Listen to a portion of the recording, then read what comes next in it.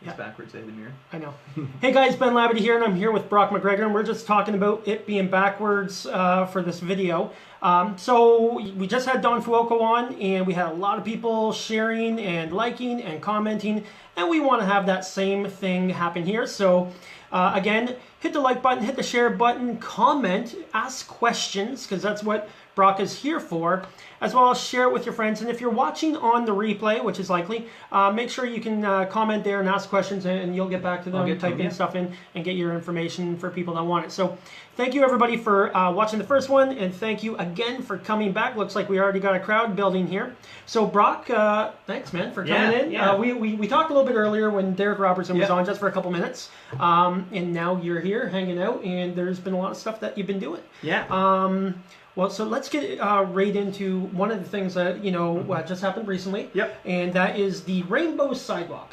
Now, that's kind of, I think it's a great idea. I do wish it was been a bit more solid in color. Yeah, like the Vancouver ones, right? Yeah, because it had kind of the stripes and then the empty spot, and I was thinking it's going to be like a flat, wild rainbow type thing. But there's a little bit of always controversy that happens in there. It is progress, it is movement, and not everybody always thinks it that way. But tell me about, I've seen a lot of great reviews. A lot of people talking good about it, a lot of everybody with the selfie in there. So tell me, what was your involvement, what was the resistance? Because this is something that a lot of people are on council or future council, because we're going to have new members, are going to have to deal with stuff like this, and it's tough. So let's go with that experience. So it was an interesting experience. It's something that I had looked at for a while. There were some members in the community that had brought it forward. It's something that's been done in a lot of different communities across Canada, internationally. More recently in a number of communities in Ontario. So there's a couple people that are involved in CK Pride, which is a group that I'm good friends with. I've been very open to my support. I go to the flag raisings and been part of that. They said, is this something you think we can do here? Is this something you can bring forward? And I said, you know what? Absolutely, let's get it going. And it was interesting to see some of the resistance. So I did get some of the comments to me like, we get that you're supportive of this, but politically maybe this isn't a good idea. You don't want to rock the boat. Maybe we're not ready. And I think going into the last election, I was pretty clear that I wasn't around here just to get reelected. I was around here to do the right thing, and I felt that was the right thing. I felt that it's a group I'm supportive of. It's something that to me made sense and was really important to a number of people. So I was really glad to bring it forward. It was a bit of work to get the support around the table, but it was really what I think was a highlight over the past 4 years as far as engagement with the community. So you make certainly some decisions that are a lot more impactful. This is something that really for a lot of people was important, and I think a great moment for me was visiting the GSA group in what's the GSA? So that's at CK, I believe it stands for Gender and Sexuality Awareness Group. Sometimes they call them Gay Straight Alliances in other schools. I met with that group over a lunch hour. I think there must have been 30 or 40 young people there, and they were really excited about this, and it was something that they said, of all the challenges that we see, all the things in the community, it's really cool to have something that says you're welcome and that you belong here and that we value in the community. So once I talked to them, I was like, oh, we really got to get this passed now. So it was super exciting to have a couple of them at the council meeting doing a deputation and seeing that that courage and that compassion and that energy out of young people. I mean, that says a lot of great things about our community, and I was so happy to be part of it, and I'm very glad it got done in time for the Pride Week this week. And the response has been wonderful. Seeing people out there taking pictures, jumping around. So when did Pride Week started already? Yeah, so there was a flag raising on Monday. Okay, so it's Pride Week. Yeah. Okay. And this is the first time. This is the first time they're doing a Pride Parade in Chatham. Yeah. So Friday they're going to do a little sort of official opening of the crosswalk. So we'll do some pictures there. Some people that donated towards that project are going to be there as well, and that'll sort of kick things off. Saturday morning there's a parade. Then there's going to be a number of events in Tecumseh Park. The bouncy castles for kids. And I believe there's a sort of a dance reception in the evening. that there's tickets for as well. So lots going on. Okay, let's just talk about the money side of the sidewalk, because I see a lot of people. There's a lot of people that just complain. Yeah. Okay, and a lot of people that aren't aware of everything. So how much did the municipality put in versus how much was donated? Yeah. So, and there's a lot of numbers that you hear out there. So when we initially budgeted the project, the location was right by the corner of the Civic Center and the police parking lot. Okay. That's a rather large intersection, Yep. and it was going to be both sides. And essentially what they did for the quote is they called London, said how much did it cost to put yours in. Right. They priced it per foot, said it'll probably be ballpark around $8,000, let's budget that. When we found out there's a water pipe going under that intersection, it's going to be ripped up next year. Right. Open Access CK moved out of the old YMCA building, which was kind of one of the reasons it made sense to do it there originally. They moved downtown. We thought, hey, it makes sense to move this. Yeah. Found a spot beside the Capitol Theater, which I think, when you're looking at public art, makes a lot of sense. Still going to be on all the parade routes. That's obviously much shorter. It's one side of the road. That project goes out for RFP. A few quotes came in, and it was done for $1,800. So okay, so the whole thing was done for $1,800. And so initially, as part of that motion and the $8,000 sort of budget, there was some resistance on council saying, we don't want any municipal dollars in this. That's what some people had said ahead. So I said, okay, to get this passed, let's say we're using our provincial money at 75%. Of that 25%, we'll fundraise that. That's not a problem. So we had one business, Canadian Executive Search Group, step up and say, we'll give you $2,000 for it. Right. We had a number of people in the community donate smaller amounts, $50, $100. So I don't know the total, but I think $2,700, $3,000, something like that was raised in the community. So what we are putting some of that money towards is obviously life cycle. So these things don't last forever. Okay. You got to clean them up. Like any crosswalk, they have a lifetime. So that's what that's going to look like. So zero municipal dollars. Zero municipal dollars. Okay, so when I hear people complaining, hey, how much did that cost? Yeah. Zero. Yeah. Okay, so that's a good thing. Yeah. Now I like the rainbow sidewalk. Yep. Now, is there going to be more sidewalks in general like this? Because I like going places where there's kind of cool stuff. To me, that's kind of cool. It's one thing when you're with your kids or you take a picture of. Yeah. And a lot of people have done the Beatles thing. Yeah. Right? The Beatles was Abbey Road or whatever. Yeah, the front of the album, So a lot of people have done that, and that's always kind of cool to see. And then they have to post where they were. Yeah. Right? And that's Chatham. So good stuff there. Let's see. Let's say hi to people. And Chris June, Jim and Jan, Ryan, Angela, Pat, again, Amy, Sue, rock the boat. Always rock the boat. Yeah. That's how the change happens. We have to learn to get comfortable. So, hey guys, beautiful sidewalk. I love it. Wish we had more. Yes. Autism sidewalk be awesome too. So yeah, you're going to have a bunch of other things. Has cherry pavement. Does Blenheim has cherry pavement? That'd be Jennifer cool. Wilson would know if they do. Good stuff. So let's get into who you are. So you've been on council for 4 years. Yeah. Okay, because we just went right into the sidewalk thing. Yeah. More people here. So let's talk about your experience on council. You're running again for another term. So what made you kind of want to get into politics, and now why do you want to be so badly on the next thing here? So 4 years ago, I had gone to high school in Chatham, grown up just outside of Chatham, sort of North Kent area, played hockey in Dresden, had that upbringing that I have a lot of fond memories of. Really love this community. Like many people, moved away for school, went to university, went on to pursue more education after that, spent some time outside of Chatham, then looked at opportunities and said, you know what, I'm coming back. Right. It's a great place. I'm a naturopathic doctor by trade. There was an opportunity to open up a practice here, and as we know, the cost of living here is great. Quality of life here is great. I was really tired of driving in Hamilton and Toronto, to be honest. So I moved back, and when I moved back, I have always been interested in politics, so it was something I was following.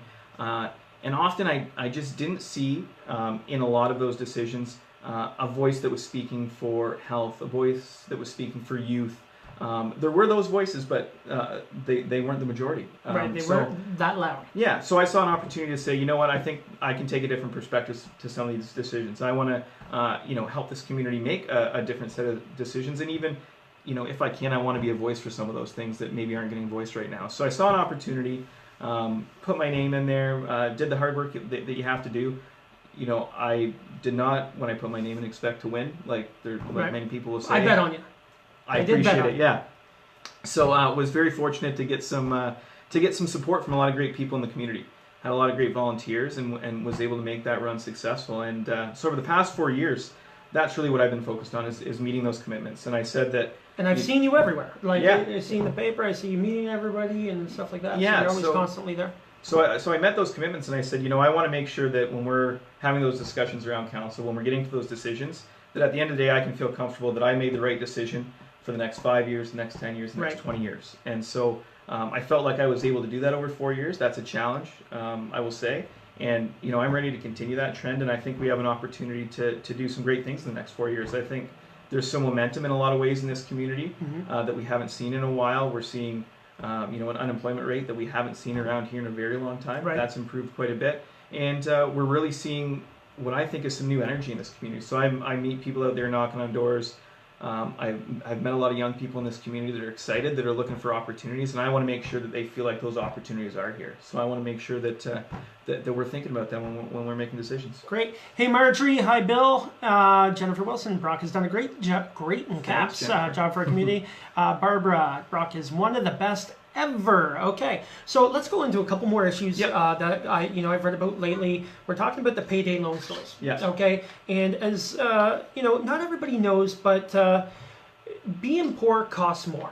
It does. Okay, it's more expensive to have less income. Okay. Absolutely. And you see that in banks. If you have more money, you don't get charged fees. If you go to the casino, you're treated differently and you're given stuff rather than having to pay for it. So everywhere, and even going to the store in a cab versus a car, everything is more expensive. Renting is more expensive than owning. Now, these payday loan stores, I've always kind of had a little riff with. Because basically, they, in my opinion, take advantage a little bit of people that need money or are hurt a little bit, and they get charged astronomical amounts to borrow money, and a lot of times nobody knows where else to turn except for a kind of a loan shark in a way. So can you speak to kind of what you guys have done with the payday loan idea? Yeah, so it's understandably a very complex issue. So we're talking about very much a symptom of economic instability, a symptom of poverty, and at the same time, we try to address all these underlying issues that are causing people to need to access these places. But we have some responsibility to make sure that when we have bricks and mortar businesses in our community, that those are things that we need here and we want here and aren't taking advantage of people. And there's been a movement throughout Ontario. It started with some requests, I believe, through Ottawa City Council, through Toronto City Council, that said to the province, look, you need to regulate these things better. They're becoming an issue in our communities. Right. The province did that in some ways, and then they kicked some responsibility back onto us and said, look, it's your community.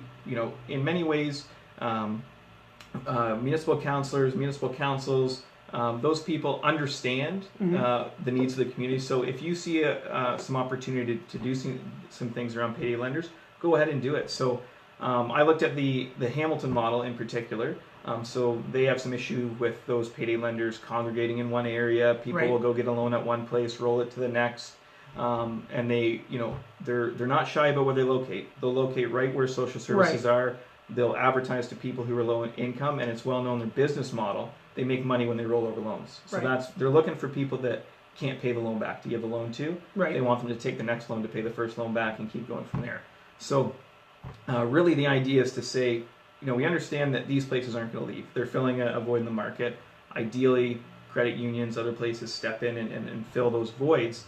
But in the meantime, let's do what we can to offer people the best chance they can to either use these things responsibly or find better options. So as part of that, the bylaw amendments we passed limit the number of payday lenders to how many we currently have. So we're not going to see, for example, one open up next to the casino. Okay. We're not going to see that sort of growth in the industry. They're not going to be next to each other. They also are going to have to post their APR, so their financing rate, and the bank rate. So you're going to have some information even when you walk in comparable saying this is how much you're paying next. Exactly. And they're also going to have to provide a handout that has some credit counseling information and some other information on there. Right now, they do have to provide a handout from the province. Basically, just says the cost of borrowing. On one loan, two loans, three loans, the comparable cost on a credit card. So it doesn't really direct you anywhere you can go for help. Right. And actually what we know through the data is that people of all walks of life are using these places, which is interesting. 90% of people that are using it are just using it out of convenience. And Okay. over half of people don't know it's a bad deal. So Right. when you look at the data and it's saying people are using them because they're convenient and they don't know they're a bad deal. Right. Well, there's two avenues in my mind to try and tackle the problem. It's make sure they're not getting any more convenient, Right. and do our best to educate where we can. Education, for so, sure. you know, it's not a solution to you know, everything that is causing this sort of symptom of poverty, but it's something that we do have some control over, that we can take some action. And I think we did the right thing on it. Perfect. Okay. Payday loans are cheaper than CPP. Let's see here. Brock is informed, thoughtful, progressive thinker. Just what our community needs. Brock has proven to be very good counselor for CK. That's from Marjorie. Now let's move on to youth engagement, and Yep. I've talked about it a little bit. I was on the Mayor's Youth Council when Diane Gagne was mayor, Yeah. and Melissa was on there the other day. She was on the Youth Council as well. Now she's running in Ward 1. Yeah. Great stuff. And we were talking a little bit, and I don't know everything about it, but the Youth Advisory Committee. So it's called CK to the power of Y. So it's something that we've been thinking about for a while, and there was an engagement survey that went out for youth in Chatham-Kent. And the answers that we got back on that survey basically said that they kind of felt like their voice wasn't heard, that they maybe weren't being considered in decisions all the time, and they were struggling to find that voice. So using sort of that data, we said, okay, here's a need in the community. How do we make sure that we're listening? How do we make sure we can give youth a voice? So I came up with a proposal to start a CK to the Power Y group. So it's a advisory committee that essentially is recruiting right now, looking for people under 39 years old that are active in the community, want to be involved from any walk of life, and want to make their voice heard. And it's really going to be up to them what they focus on and what they tackle. So this isn't something that council's going to direct. We're not going to be telling what they should look at. It's really going to be up to youth to say, this is what's important to us, and here's the message that we want to get out to decision makers and be part of the conversation. Because going back, when I was on youth council, you could see that it was more like a direction from an administration. So was it, although it was cool to sit around the horseshoe there and kind of do the stuff and be engaged that way, it wasn't really our ideas. Yeah. So this is going to be more about up to them. Yeah, and we've that advisory committee, and we've expanded. Yeah, and we've expanded that idea of youth too. So the Mayor's Youth Council back in the day, that was mainly high school kids. I think it may have been up to 18. I 19. was the oldest one. It was the 24. 24. Okay, and now 24. get this: your youth advisory thing goes up to 39. Now I'm 39. So I'm always out. Perfect. Last one gone. So and the idea was, that's sort of a zone of haze, that sort of 24 to 39, where people are kind of moving back, maybe just finishing education, haven't had a lot of opportunity for community involvement yet, but still need to be able to find that voice. So we thought that that's going to add some consistency to the committee, number one. Right. So you're not going to age out so quickly on it. Yep. You'll see these in other communities where they are more restrictive, the Mayor Youth Council as far as age goes. So we wanted to really broaden that and pull in people who still feel young. I feel young. I feel like I could be on the committee. But I'll just stick to doing this stuff right here. JD Martin, you have my vote, Brock. Happy to support you and your goals. Thanks, JD. And a lot of people probably like you because of your name, Brock, which is my son's name, which probably helps you out because my son's really cool. Christy Lynn, hey, Brock, seeing you limit loan shops. Can you guys... All right. I think Jennifer Wilson had a question about food deserts there. That's yes. There we go. What about food deserts in low-income areas bringing our fresh food products to lower-income neighborhoods? Absolutely. And that's a surprising challenge in Chatham-Kent, to be honest. So, in the time I've lived in Chatham-Kent, we've had farmers markets that have kind of come and gone. It's always been a challenge to get them going, and I think that's unfortunate. We're in this extremely fortunate area of Ontario that produces tons of produce. And we don't take advantage of that. There's been a lot of movement for people to try and get that going. I'd love to see it happen. I'm heartened by the inclusion of things like CSA boxes, where you can order your vegetables, pick them up every week. I think that's a good start. A lot of times those services come with a price tag, though. They can be a little more expensive. They've changed some of them now, where you're sort of picking what you want instead of just getting everything, which I think is a little more affordable. But it's certainly not easy, and that's a big issue in planning when we're seeing movement of businesses outside of the core to the peripheral community, and people that are lower income maybe don't have the transportation methods to get to those areas, and they're living in these food deserts, and that's an issue all across Ontario. It's something that we have to be mindful of when we're planning transit. Yep. We have to be mindful of when we're doing planning, and we have to look at opportunities to try and tackle some of these things. And it's not something that's going to be just a governance and municipal solution. It comes from the private sector. It comes from social service providers. A lot of people need to get together to solve those types of issues. Awesome. Okay, hopefully that answers that, Jennifer. And ball hockey court in Tecumseh Park. I love it. What are your thoughts? Ball hockey court. Yeah, I mean, there's there's a local ball hockey league, I believe, that plays around here. I've seen some advertisements for some road hockey, which is pretty cool. Well, I do see, not necessarily a ball hockey court, but a lot of times in the parking lot at Kingston Park, I see people playing. So that's almost like a hockey court right there. Yeah. Any parking lot when I was a kid was a hockey court. It is game, yeah. Hockey. I've never heard it called hockey court. But I get the idea. Yeah. But I think what that comes down to is really letting kids be kids. Yeah. Or adults go out and play hockey all the time, but letting kids kind of go out there and be kids. And it's a use of public spaces, right? Like we have these public spaces and we want people to use them. So I think that's people who have ideas that want to start something like that. That's something that that you need to make known. And there's opportunities out there. Very recently we ran an event in Tecumseh Park. That was called Lawn Summer Nights, and it was a big lawn bowling event, raise money for CF. Yes, okay. And it was sort of attached to the strip mall idea and the art crawl. We did it the same night, sold out the event, had all these great Edison bulbs up, lit up Tecumseh Park, had some live music, and had over 100 people lawn bowling. And lawn bowling. And that's to me all about using public space to say, you know what, this is a Friday night, it's beautiful in the summer, let's get out, let's use the space. Awesome. Okay, so you're a naturopathic doctor. Did I say that right? Naturopathic, yeah. Or if you're American, naturopathic is how they say it. Yeah. Okay. So Jennifer Wilson, heart disease capital of Ontario. We are one of the, I think the obesity rates are higher than everybody. Diabetes rates are among the highest. So we're unhealthy on many, many levels. A lot of that, as you know, it comes down to what we put in our bodies. Yes, we've got some of the lowest fruit and vegetable intake in Ontario. Even though we're located, even though we grow it all. Okay. Activity levels are certainly an issue. So those are all things that built environment makes a difference. Okay. So we know that we need opportunities for people to pursue recreation.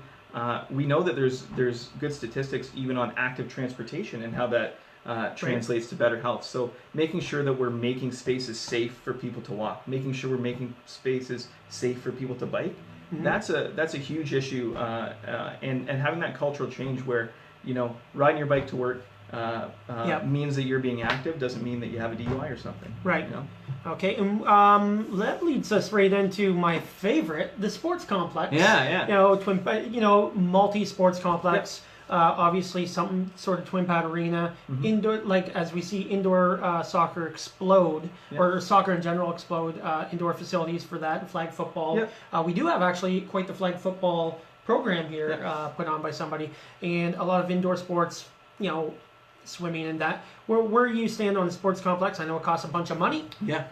Where are we at there?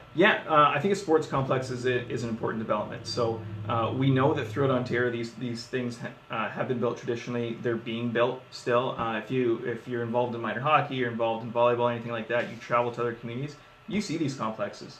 And they're generally partnerships between municipalities, the provincial government, the federal government. Right. So the key component to this cost is making sure that partnership is there and available. Those programs, that agreement has been announced by the federal government and provincial government. They have those programs. The funding pockets are introduced at different times, and what you need to be is ready. So when those funding pockets come out and they say, all right, we're taking applications, we need to be in the front of the line, handing over our applications, saying we're ready for it here. There's a lot of work to get you there. So you've got to make sure that we know our options as far as location, that we have a good idea of cost, that we know what the community wants and what those amenities have to be. But at some point, it not only does it have to happen from a recreational perspective, from a health perspective, but it has to happen from a financial perspective. Right. We've got aging recreational infrastructure. It does not get cheaper to take care of those buildings over time. There is not the money there to upgrade them the way they need to be upgraded to be functional. So it's a decision that we need to be proactive on, because it's going to come down to we're going to need to do it at some point rather than just want to do it. Have we started any sort of process on figuring that out? Has that started anywhere? Yeah, so a few of us have been vocal on that issue. So in the past couple of years on council, we've looked at these arena life cycle projects. We've looked at what the future plan is, how you have to invest in some of your infrastructure to prepare for that. So we've seen things like the announcement of renovations at Wallsburg Arena, which is an important component to keep that viable. And those are things you have to get in line if you want to think that you're going to be able to make a big investment and build a new facility. So we've been looking at getting this plan moving. All this year we've talked about it. We finally had a report that gave us some more specific numbers, some more specific things that we need to do. That came very close to the end of this council term, as we know. We know that the funding pockets aren't going to be available for the next little while, and I think it's responsible that the next council is going to have some more information to make that decision, and they're going to have to be ready to jump at the opportunity when that funding comes forward. Awesome stuff. Chris June here. Brock, how can you try to also get the voice of youth with a diverse cultural or ethnic background involved with the youth council? That's a great question. It's important that those voices are diverse. So one of the positives about that council, the CK to the Power Y Council, is they're going to have a lot of agency themselves. So they're going to be setting some of their terms. They're going to be talking about what they want the committee to look like. So it's my hope that they're, as they go through that process, we get the first few people on there, they get rolling, that, I'm pretty confident in our youth that they recognize those types of things. And I think that, there's going to be some open dialogue, and that's going to be something that we can talk about. And we can talk about when we're populating that committee. How do we make sure that not only we're getting those people on the committee, but that we're advertising appropriately to them? So you got to be able to reach out to people in the Indigenous community. You got to be able to reach out to people that may be on social assistance, that would have some interest in this committee, but might not be in the traditional venues that would get recruited. Awesome. Hey guys, if you're watching, hit that share button. You probably see it on your phone. You probably see it on your computer. Just hit it for us. That'd be awesome. Hit the like button if you like, and ask questions. I know there's a bunch of people asking questions now, and that's great.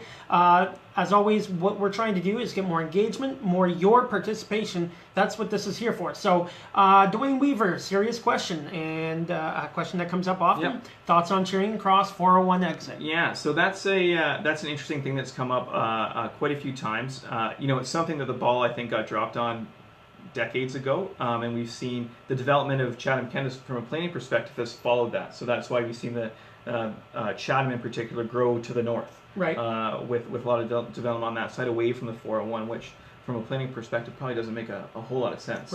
What we do know is that as it currently stands, that would be something the municipality would have to pay for if we wanted to do it, which is very expensive.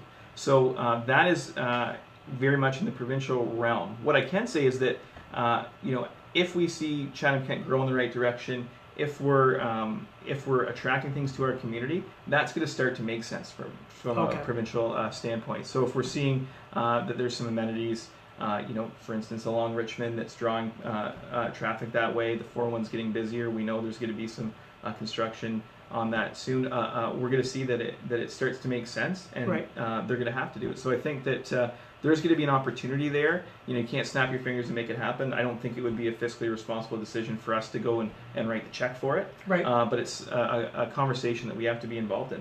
Awesome. Hopefully that answered that, Dwayne. That was the most detailed answer to that. Hi, Brock. Who facilitated the Youth Council to make sure the younger members are not overpowered by the older members based on such a large spread on age? That's a good question. Yeah, so we do have one of the staff members working on that is Victoria Bodner, who's in resident attraction, retention, and promotion.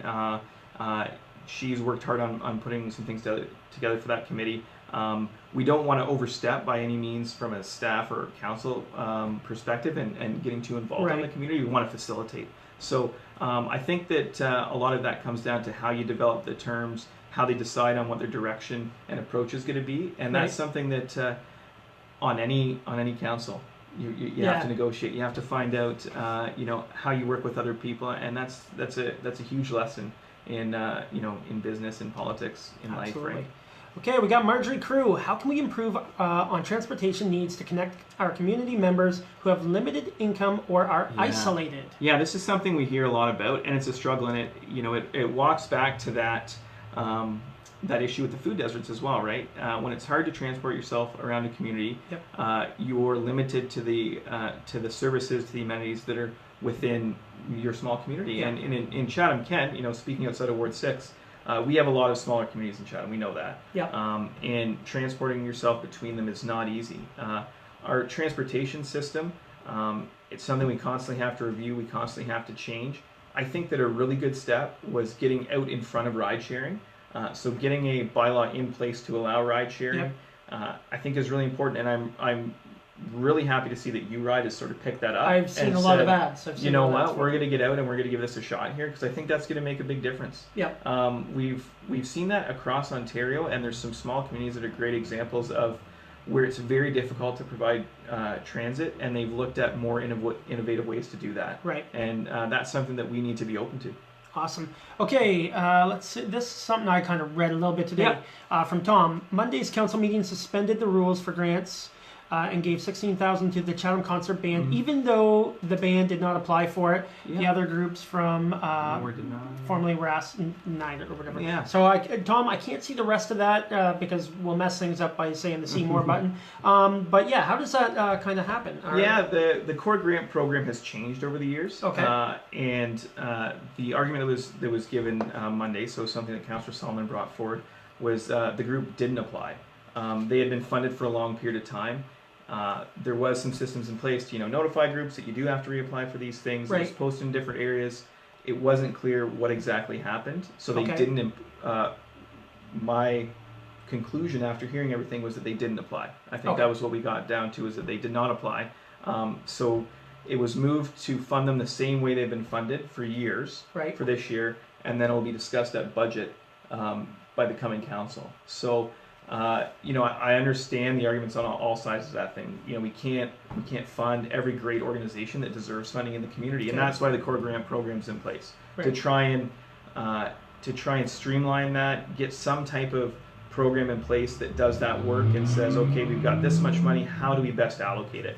There's always going to be disagreement in how that works. So this was pretty much a judgment call. So this was a judgment call, and it was keeping a group viable for another year. We'll see what happens at that budget time. That was something that's a little bit unusual to bring up an issue at a council meeting, suspend the rules to vote on it that night. But it was something that needed to be, we only meet once in August. It's something that needed to be dealt with at that time. So there's still a lot more to look at with that issue, to be honest. And I think there'll be some more information around, exactly what transpired and how that should be dealt with at the next budget. Be nice if we could make quick decisions more often. Okay, hopefully, Tom, that helps you out there. Thank you, Brock, for everything you have done in our community. It's not unusual for the YMCA to partner with the municipal, provincial, federal government, province records. Absolutely. Across Canada. That's my mom. Say hi, Margot Labadie. That's my mom. She'll probably type in, oh, I like this guy. She likes everybody. Okay. Let's say, of course, CK. So, hi, Yvonne. Hi, Margaret. Let's talk about another thing that you've been talking about or involved with is non-rescue dogs being sold. So what's that all about? So this was something that we looked at. It was a while ago now, but there's been a movement in a lot of different jurisdictions to try and limit the sale of non-rescue animals in retail stores. So the idea behind this is that everyone knows sort of the horror stories about puppy mills and those types of things. It's very difficult in many ways to track back where a pet has come from if you buy it in a retailer. Not the case if you buy it from a breeder, obviously. There's paperwork involved, there's certification, those types of things. So a lot of communities that looked at it said, you know what, this is a very difficult thing. We don't want to be supporting puppy mills and that type of production of animals. It's a really inhumane practice. So what we're going to do is we're not going to allow any dogs or cats that are not rescue animals to be sold in these stores. So what we'll do is we'll say for a period of time, if you're a retailer, a pet store, you can have a dog for sale as long as it's from a rescue agency, and you just have to prove that it's from that rescue agency. There's some requirements around that. Some communities have gone so far as to say there is no sale of animals in a retail environment. You're going to have to do it through a breeder. We're not at that stage yet. There's other communities that have done that. I think that this was a good stepwise approach to say, look, there's an issue with puppy mills in Canada, in Ontario. This is a step a lot of communities have taken to try and get ahead of that, so we can be part of that. And it was actually an issue brought up by some members of the community to me. They said, hey, here's what they've done in Cambridge, here's what they've done in Toronto. We want to be part of this. Do you think it's something we can look at? So we did some work behind the scenes. We looked at how would it affect our community, how would we implement it, and it was something that we moved forward with, and I think is the right thing to do when it comes from an animal welfare perspective. Okay, just I'm new to all that. Yeah. So how many rescue dogs are out there, and if there's not rescue animals, dogs and cats, how do they can't sell anything? How does someone get a pet? Right. Yeah. So as we know, there's a lot of rescue groups in Ontario. There's a number operating here in Chatham. So they're actually when we look at the number of animals that are available for adoption, it's a high number. Right. So there is an opportunity for pet stores to partner with those agencies to try and get homes for those animals. And the intention as a pet store hopefully will be making the revenue through sale of food, sale of those types of things. And that a lot of them were already doing this in many places. They said, we'll put out animals for adoption, but we're not going to bring in our any retail type animals from anywhere else to sell. So there was a number of retailers doing that in Ontario on their own before this happened. So it's a movement that in some ways was supported by the industry and definitely something that breeders have been involved in to say, look, we want to make sure that people aren't overbreeding animals, that they're not causing harm when they're selling in retail stores. Awesome. Hey guys, ask questions, hit the comment button, hit the share button, hit the like button, and engage in the conversation, or else I keep asking questions, and the questions I like to ask. So we're going to talk about the rail line in the Great Ontario Marathon Trail. Yeah. Okay, so talk to us about what your ideas are. There was always a goal. You take some shots, you miss some shots, but I always feel it's a blessing in disguise when you have an opportunity with a 26.2 distance of trail. Yeah, it's certainly a unique opportunity to have a continuous stretch of municipally owned property that goes that far. Right. And certainly you've seen it in other communities. So if anyone's been in the Paris to Ancaster mountain bike race, that goes down part of a rail trail. And those rail trails are in a lot of different communities. Once rail is no longer needed, it's moved, and there's an opportunity to use that for something else. So I think it's the right idea that when that rail is removed, when the ballast is removed, that we're going to keep that property. You'd never be able to acquire that property in that type of continuous stretch for any reasonable amount of money. Right. So we can keep it. We can use it for a number of things. So there's opportunities when we're looking at utilities that need to be run along a certain area. And then of course you've got this space that you can transport people on. You can have people using bikes, running, walking, and have some activity levels. So I think that's a great ultimate goal for that property, and I think it's the only thing that makes sense with that property down the road. Awesome. So, and it connects three places: Chatham, Dresden, and Wallaceburg. Yeah. So that's probably the only trail, because we do have a bunch of trails in the municipality. Yeah. But none of them are long. No. Okay. No. And I've run races like marathons and half marathons and 10K and 5K. Yeah. We don't have a 5K trail. No. Yeah, Mud Creek, you got to go a little extra further. It's 3.6, and you got to cross the road. But we do not have a distance trail, and it makes it more expensive for people to put on events, especially when they have to hire police at intersections and that. Yeah. So the cost of insurance goes up and everything. And where you can go to these other places like pretty much everywhere else it seems, who have these trails within even the downtown areas. They have 5 and 10 kilometer trails. Yeah. So I think there's a great opportunity there. And would we call it the Great Ontario Marathon Trail? Sounds like a pretty good name. Awesome. Okay, population growth over last 10 years. We've had population decline. I don't know if that's been the trend over the last 1 year. Yeah, so it's difficult to get numbers on that because of when the census. I wonder what the plural for a census is. Census? So when they have the census data. What we do know from the Ministry of Finance, I believe, is that they think that based on taxation and number of taxpayers that we've seen a slight increase over the past little bit. So we probably were down to 102, 103. We're likely now up to 105, which is a small increase. We're certainly not back to where we were.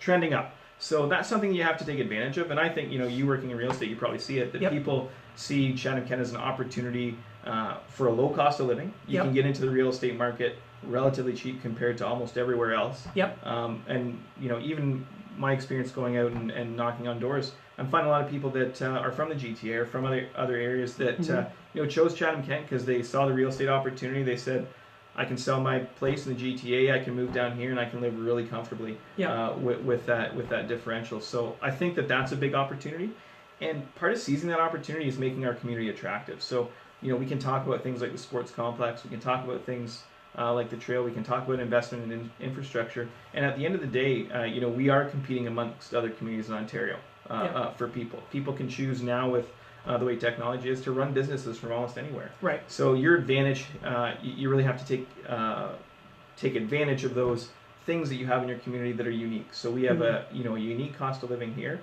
compared to a lot of places.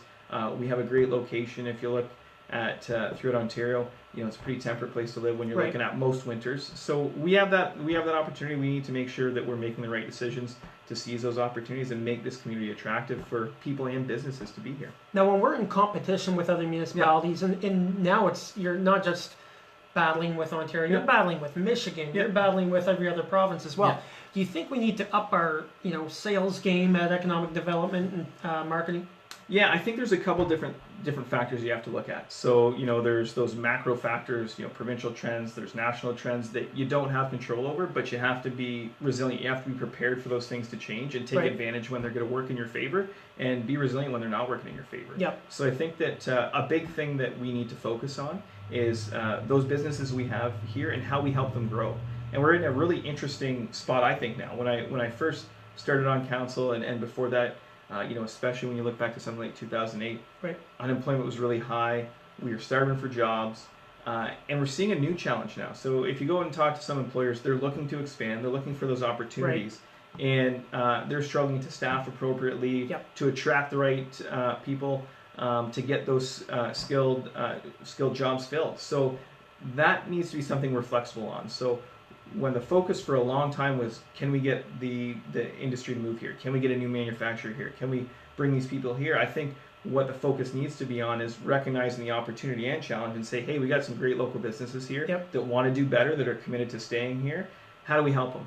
And does that mean, we're helping in a community individual attraction sense to say that, if you come here, you're going to live in a great community. So those employers that are offering a job, people are like, yeah, absolutely, I do want to live in Chatham-Kent.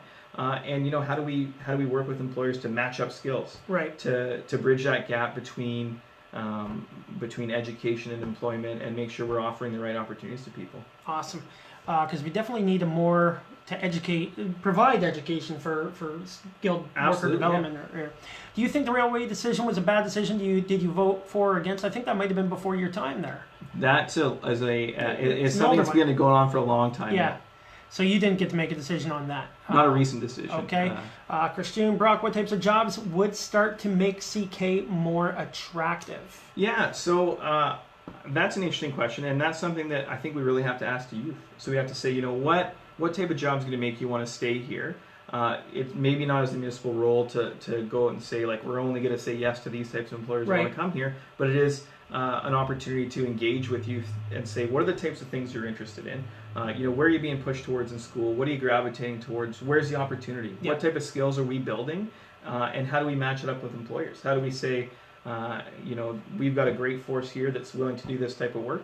And how do we expose young people to say, here are the options that are likely going to be in our community? And we've seen some of those with things like Manufacturing Day, where high school kids can go out and visit a bunch of different businesses across the municipality and say, like, here's some jobs that are going to be available really soon, and here's your path to get there. I think that's a really smart thing to be doing, and we need to make sure we're doing more of that, and we need to make sure we're engaging youth and seeing where the interest is, and doing our best to facilitate them being here, opening up their own businesses, and being part of the community. Awesome. That was a good one.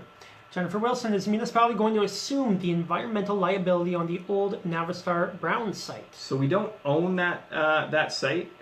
It would be my intention that if there was activity on that site, that we would need to know the environmental liability before anyone was involved. So I think that's something that in any type of deal would be one of the first things that has to be addressed. So I think if you have a responsible group on council, they're going to see that and say this is the red flag to anything involving this property. We need to make sure this is right before we get ourselves into it. And there's certainly ways to do that, and that would have to be a priority if anything's moving forward from a municipal perspective on that property. Yeah, because a lot of people, when they think sportsplex, they've been thrown the idea, and I've thrown the idea to kind of reinforce that about the Navistar property, but we can't really focus on that as the winner specifically because we don't know the cost. We don't know the cost. We don't own it. Right. We don't even know it. Don't even know if we can get it. So we always have to make sure that there's other options for space available for that kind of idea, that thinking. Okay, we got. What are we going to do to get voter turnout? Are things like this youth advisory committee, social media, you guys going out there more and being more available, is that going to boost voter turnout at all, you think? I hope so. I think that the convenience of voting online is helpful for a lot of people. I think that drives some voter turnout. We saw a little bump last election. I think that's part of it. I think you always get concerned about election fatigue. So we're on the heels of a provincial election. Right. That was something that took up a lot of oxygen in the room. A lot of people spent a lot of energy on. Sometimes people are a little bit tired to move on to the next election. I've actually knocked on a door and heard that from someone who said, there's another election. Yeah. And then, a year down the road, there's going to be a federal election. So so that is one of my concerns. And, to people that are thinking that way, I would say that the municipality touches your life every day. It's the roads you drive on. It's the arena you go to. It's the traffic lights you see, it's the property taxes you pay every month or quarter, however you choose to do that. But it's something that has a real significant impact on your day-to-day life. So it's something that you really should be aware of, and you should take that time to reach out, watch things like this. This has been a great opportunity. I know as a first-time candidate last election, difficult to get your message out there. We're fortunate now we've got social media to do that. We've got opportunities like this to do that. So I think that I'm hoping people are going to take that opportunity to take a look at the information that's out there and get involved. And if you're passionate about it, and it doesn't matter what candidate, I'd say you get involved with the candidate. Go out and volunteer, or take some time to ask some questions and get involved. Awesome. Tamara, we know that we have had an increase in population here. However, do we have the data on age, reasoning to move here, or are there only assumptions? Wouldn't this help in designing infrastructure? Well, I'm sure you guys have a bunch of data, but as a realtor, we know basically the cost of living is the biggest draw here, as well as space. Chatham we always take for granted how much space we have in our front and backyards. Our parking, I once tried to sell a house based on luxury parking, and the luxury parking was a picture of a driveway. A basic driveway, and I advertised it in the GTA, and people were like, wow, you can just pull up, where they don't have that luxury of, when they park on the street, they get a ticket, and they don't have any other parking. So there's a lot of things. Space is actually a pretty big one once they get here and realize, or go down, walk down a street, and there's no traffic. It's just, peaceful. But you guys probably have more data. Yeah, and there's... Unfortunately, I don't have it at my fingertips. I would say that the data I'm probably the most familiar with is we looked at some demographic data, and that was from resident attraction and retention that showed what age groups were growing, which age groups were decreasing. Now, of course, people age out of one age group into the next, so sometimes that's what's going on as well. So we have seen that there, not surprisingly, is a demographic gap in that sort of 25 to 40-year-old demographic. So that's something that needs to be top of mind and say, okay, we've got what's an aging workforce. We're going to be seeing retirements across industries at a quicker rate as we move forward, and we need to make sure that we're able to fill those gaps. So that data is there. It's something that we're acutely aware of. I know it's something that resident attraction and retention is acutely aware of, and it's part of how you design your programs. And I think for me, it's why the CK to the Power Y group makes some sense. We're seeing this gap. We need to engage with people that are here, make sure we know why they're here, why they want to stay here, and use that information, use that passion, use that energy to do better at attracting that age group here and back here. Awesome. Okay, guys, we're going to wrap this up shortly here. So get your last questions in if you have them. Again, if you're watching this on the replay, do not be scared to comment and ask a question there, and Brock will get back to you at a later time, or maybe tonight, whenever he has a chance. But yeah, he'll always be able to respond, and he'll put in his information later if you want to get involved in campaigning or helping out anybody that's running. That's the #1 way to kind of learn more and be more engaged yourself about the voter turnout and your community, knowing your community. It's always a good thing. I've always enjoyed it myself, and this is my way of being a part of it. I'm kind of being a part of every candidate's a little promotion, and that gets you guys knowing more about people like you, what you've done, what you plan on doing, and get people more comfortable in asking you a question, because it is hard to kind of ask counselors a question. For some people, it's not as easy. And that's a good point. And I would say to anyone, if you do have a question, if there's something you're passionate about, if there's something in the municipality that you've read something in the paper, maybe you don't understand how something happened, reach out. You can find every counselor's email on the website.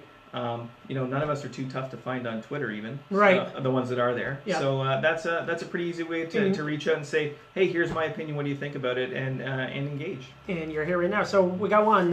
What is your favorite achievement during your term? That's tough to say. Because you've been doing a lot of stuff. Yeah, and everything you do is important for a different reason. So there's really small decisions that you make on a sort of meeting basis that have big impact, and they might not be in the paper, they might not be something that you get to go and celebrate and take a picture with, but those are important. You do certainly, I think about some of the highlights, getting involved with getting this youth council off the ground. Certainly the rainbow sidewalk, something that I think is pretty special and important. And some of those even simple things that you get to talk about. Visiting some high school classrooms has been really cool for me, seeing that energy with youth. So there's just so many things. It'd be tough to knock it down to one. I would say the thing that I'm the most disappointed that we did not achieve was redistribution of ward boundaries and redistribution of council. So I think that we have a system that we inherited from 1998 when they put everything in place. To me, it doesn't make a lot of sense from a representation by population perspective. Okay, so what we're talking about. The ward boundaries, are we talking about the size of council at the same time? Talking about the size of council, talking about how many people each councillor represents, talking about the fact we have 3 councillors in one ward, 2 in another ward, 6 in one ward. Some wards it's 1 councillor per 7,000 people, other wards it's 1 per 4,500 or something like that. Might not be right on those numbers, but it's ballpark close. And I think that it's a responsible thing to do to take a look at that. And that was done some years ago. Those recommendations put forward by the community weren't used, which I think was unfortunate. But I think we have a responsibility to revisit that. And we tried to do it this term of council. I'm disappointed it didn't happen. And it was one of those eye-opening things where you kind of look around and you're surprised that it's something that didn't happen. And I'll never forget, another councillor said to me after the meeting, he said, you made some really good points and I agree with you, but there's no way I was voting with you. And so that's one of the sometimes one of the tough things. Welcome to politics, Brock. So welcome to politics, my friend. I think that's something that one way or another needs to get done in the future. How many times can you bring something back up? So it depends on exactly how you're looking at it. If you have a motion that fails, you got to wait a year to visit it again. When you're looking at something like redistribution of ward boundaries, there's some issues over election timing with that one. Right. Based on what's happening in Toronto, I don't know if that's an issue everywhere now. But so there's some restrictions around that. It's something that you need to get done. From my perspective, should be done in the first year or 2 of council, so people are prepared for that. And you got to get public engagement out there. Yeah. There is no way that elected officials, in my view, should pick their voters. Voters picked elected officials. So in my view, it's our responsibility to say that the system could be better. Let's take a look at how it will be better. Let's engage with the public. Let's get their recommendations, and then let's follow them. I think that's the right way to do it, and I'm hopeful that that's going to happen. I'm hopeful I can be part of it. I'd like to be part of it. It's something I'm going to work on. Of course, there's still a lot of other things to work on, but that's one that sort of sticks with me that I wish we saw successful. So we're going to wrap it up now. Thank you guys for tuning in, commenting, asking questions. It's been great. Most of you guys are going to be watching it on the replay because it's a little bit later at night. You'll probably watch it tomorrow morning or afternoon. Don't be scared to comment there. But please do hit that share button so more people can get to know the candidates, so you can get to know the candidates and the whole process. So any last words you want to say? Because I want to have you back on mid-election if that's okay. Yeah, I'd be happy to come back on. I do want to thank you for doing this. As I said before, it's tough to get your message out. It's tough for anyone doing it. And we need these type of venues to do those, to be out there, to communicate with people. And I want to thank everyone that has been part of watching these. Yeah. You see the views really go up. It's growing. It's growing. Yeah, that's a great thing. And I on a personal level, just want to thank everyone that supported me over the past 4 years. That's been part of my learning process. That's been supportive to me on council, and even those people that have not been so supportive and given me some feedback. I appreciate that as well. So. Again, I just want to thank everyone for the support so far. Encourage you to get out and vote, and if you do have any questions, I encourage you to reach out to me. Awesome. All right, you want one more here? Jason Church from JTC Construction. He's actually got a great growth business. Yeah. What's your take on better planning on local construction? I believe downtown has suffered tremendously because of poor planning. I understand construction and things that need to be done, but we're going to hit that risky button. How does the planning process become a council issue? Oh man, we could extend the time on this one. Wow. But planning is complex. I will say that is something that when you get onto council, there's a lot of regulation behind planning. There's a lot of provincial control. It follows a very specific process. I'm thinking that this question might be referring to the downtown condo as far as planning construction goes. Okay. That's kind of what I'm reading into it. It's a unique project in Chatham-Kent, and I think that something that started before my time, hasn't finished in my time yet. But I think it started before a lot of people's time. Yeah, it's going to be the oldest new building ever. Yeah, so there's lessons learned on those types of things. It's not something that had gone up in Chatham-Kent before. In other communities, you see these things sometimes go up very quickly. Whether that's a function of the way they're financed, is certainly an aspect of it as well. From a planning perspective. I think that the council responsibility is to look at planning from a commercial use, residential use, industrial use. Are we using those areas right? I think that's where we have some input. I wasn't there when anything started with the condo. I think that that's not something anyone could have anticipated. I would hope that if we're in a position when we're moving forward with projects like that, we've learned some things about permitting and making sure there's access to roads over a certain period of time, those types of things, which certainly I agree it was a bit of an inconvenience to have that road taken up for so long. I'm sure businesses down there would love to see residents in there sooner rather than later, and I think that once that happens, we're going to see some better things down there, and I am really happy to see the revitalization of downtown Chatham. We see that great corner with retro suites on it. We now see that we finally got sidewalks done in downtown Chatham, which were done the last time I think you and I were toddlers. Oh yeah. And finally we've seen those redone, and now that's really starting to have an impact. When you see private investment down there, you want to see relevant and responsible public investment. And if you drive by that condo, it's a beautiful looking building. Yeah. It's starting to develop really nice. Yeah. So I think that's maybe what we were getting to with that question. I hope I read it right. And hope, Jason, that I gave you the answer you're looking for. If not, message me and I'll get back to you too. Awesome. Okay, and that's going to wrap it up before he gets another hard question here. That was a doozy for the last one. But thanks, Brock, for coming on. Thanks for having me. Thank you, everybody, for watching, liking, sharing, and commenting, and engaging, and talking about politics and the issues, and how we can all make Chatham-Kent better. Okay, so talk to you guys later.